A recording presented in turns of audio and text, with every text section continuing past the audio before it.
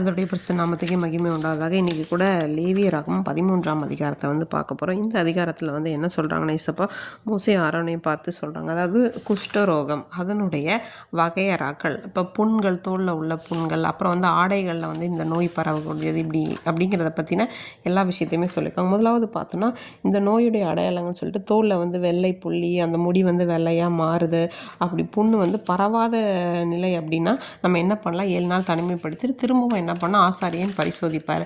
திரும்பவும் அப்படி இருக்குது அப்படின்னா மறுபடியும் 7 நாள் தனிமை. அதுக்கப்புறமா என்னென்னா அவங்க சுத்தமானவங்கன்னு அறிவிக்கிறாங்க.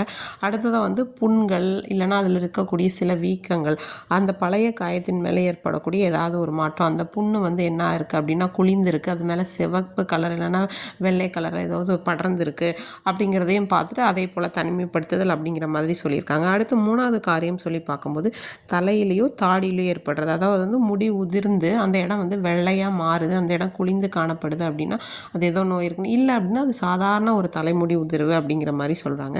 தோலில் பரவக்கூடிய தூய்மை இல்லாத புள்ளிகள் அப்படின்னு சொல்கிறாங்க. அதாவது எப்படின்னா ஒரு மங்கின நிறத்துடைய வெள்ளை புள்ளிகள் பரவுது அடுத்ததாக வந்து குறிப்பிட்டிருக்காங்க.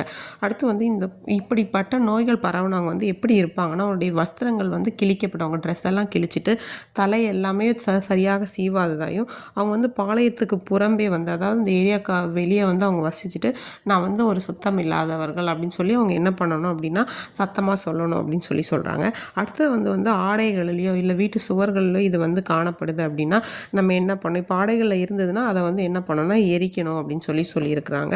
இல்லை அப்படின்னா அதை வந்து துவைச்சி சுத்தமாக்கினா போதும் அப்படிங்கிறத சொல்கிறாங்க. இப்போது இதில் இருந்து என்ன தெரிஞ்சுக்கலாம் அப்படின்னு சொல்லி பார்த்தோம் அப்படின்னா, இப்போது இந்த தொழுநோயும் இந்த பாவத்தையும் ஒப்பிடும்போது எப்படி வந்து தொழுநோய் வந்து மெதுவாக உருவாகி ஒவ்வொரு நம்மளுடைய உடல் உறுப்புகளை வந்து அரிக்கிறதோ, அதே போல் பாவமும் நம்ம அறியாமல் நமக்குள்ளே மறைஞ்சிருக்கு. அது நம்முடைய செயல்களில் என்ன பண்ணுதுன்னா வெளிப்படுது. செயல்களில் நமக்குள்ளே இருக்கிற பாவம் ஒவ்வொரு விதமாக கோபமாகவோ பொய் சொல்கிறதாவோ ஒரு கெட்ட விஷயங்களாகவோ அதை வந்து பிரதிபலிக்கிறது அப்படிங்கிறத வந்து இதை குறிக்கிறது. அதே போல் இது வந்து இந்த பாவம் அப்படி வெளியே செயல்படுறது மட்டும் இல்லாமல் தேவனுக்கும் நமக்கும் இருக்கிற அந்த உறவை வந்து பாதித்து நம்மளையும் அவரை வந்து பிரிக்குது அப்படிங்கிறத இதில் சொல்லியிருக்காங்க.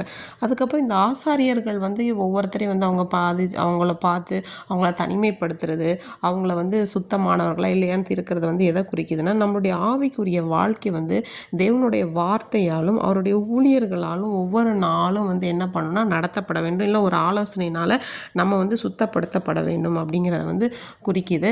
தேவன் அவருடைய வார்த்தையினாலேயோ இல்லை அவருடைய தேவதாசர்கள் மூலமாக நம்மளை வெளிப்பட்டு நம்முடைய பாவத்தை வெளிப்படுத்துகிறத வந்து குறிக்குது. அடுத்ததாக வந்து இந்த தனிமைப்படுத்துதல் அப்படிங்கிறது என்ன அப்படின்னா, அந்த நேரங்களில் நம்ம தேவனோட மனதை ஒப்புரவாகி தேவனிடத்தில் வந்து நம்மளை வந்து ஒப்புவிக்கிறதுக்கான ஏற்படுத்தப்பட்ட ஒரு நேரமாக வந்து அதை குறிப்பிடுறாங்க. அடுத்து வந்து இயேசுப்பா வந்து நம்மளுடைய பாவங்களை எல்லாம் சுத்தப்படுத்துகிற ஆராய்ந்தறிகிற ஒரு பிரதான ஆசாரியனாக இருந்து பிதாவினிடத்தில் நம்மை அர்ப்பணிக்க அவர் வந்து உதவி செய்கிறார் அப்படிங்கிறத இந்த அதிகாரத்தை விளக்குது. அடுத்த அதிகாரத்தில் இவங்களுக்கு எப்படியெல்லாம் இவங்க சுத்தப்படுத்தப்படுறாங்க அப்படிங்கிறத பற்றி நம்ம பார்க்கலாம். நன்றி.